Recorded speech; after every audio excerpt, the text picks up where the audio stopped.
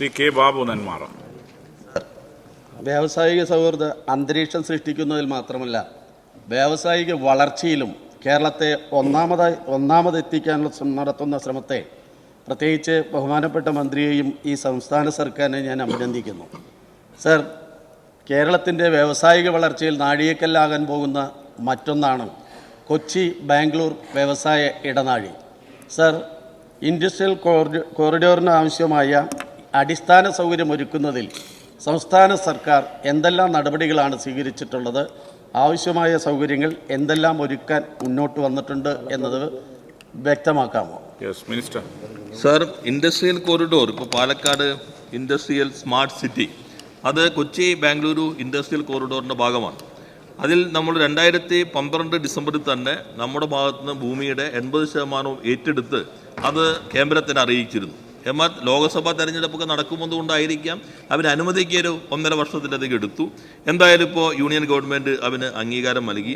1710 ഏക്കറിൽ അവസാനത്തെ സ്ട്രെച്ചായിരുന്ന ഒരു 240 ഏക്കർ ഒഴികെയുള്ള പൂർണ്ണമായിട്ട് നമ്മൾ ഏറ്റെടുത്ത് കഴിഞ്ഞിട്ടുണ്ട്. അവസാനത്തേത് നേരത്തെയുള്ള സ്ഥലം മാറി മറ്റൊരു സ്ഥലത്തേക്ക് വന്നതുകൊണ്ട് അതിൻ്റെ പ്രക്രിയ പുറകെയാണ് ആരംഭിച്ചത്. എങ്കിലും അത് ഏറ്റവും അവസാന ഘട്ടത്തിലാണ്. പണം കൈമാറുന്നതോടുകൂടി 1710 ഏക്കറും നമ്മുടെ ഇതിൻ്റെ ഭാഗമായി വരും. ഈ 1710 ഏക്കറും നമ്മുടെ കയ്യിലുള്ളതായി കണക്കാക്കിക്കൊണ്ടാണ് ഇതിന് അംഗീകാരം നൽകിയിട്ടുള്ളത്. ഇത് ഒരു 50-50 പദ്ധതിയാണ്. നമ്മുടെ 50% എന്നുള്ളത് ലാൻഡ് അക്വിസിഷൻ കോസ്റ്റാണ്.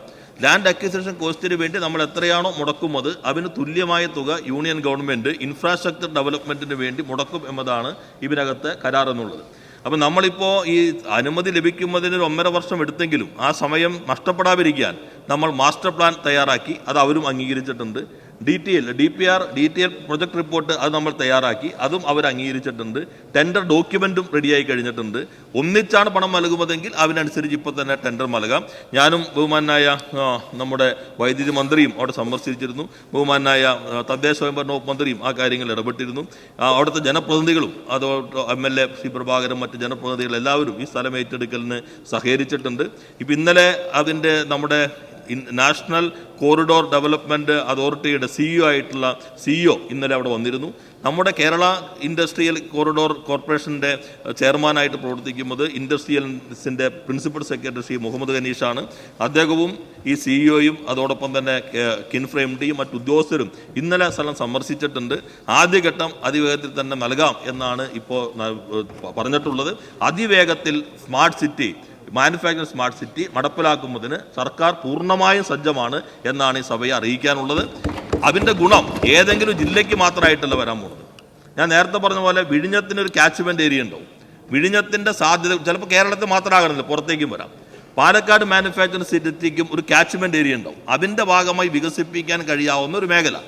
അതിനകത്ത് ഇപ്പോൾ പാലക്കാട് വരാം, തൃശ്ശൂർ വരാം, മലപ്പുറം വരാം, കോഴിക്കോട് വരാം, കോയമ്പത്തൂർ വരാം, ഇതെല്ലാം വരുന്നതായിരിക്കും മേഖല. അപ്പോൾ കേരളത്തിന് ഈ മേഖലയിൽ പരമാവധി സാധ്യതകൾ ഉപയോഗപ്പെടുത്താൻ നമുക്ക് നന്നായി ശ്രമിക്കാം. എന്തായാലും കേരളത്തിൻ്റെ വ്യവസായ വളർച്ചയിലെ ഒരു നാഴികക്കല്ലായി ഈ സ്മാർട്ട് സിറ്റി മാറും എന്നാണ് പ്രതീക്ഷിക്കുന്നത്.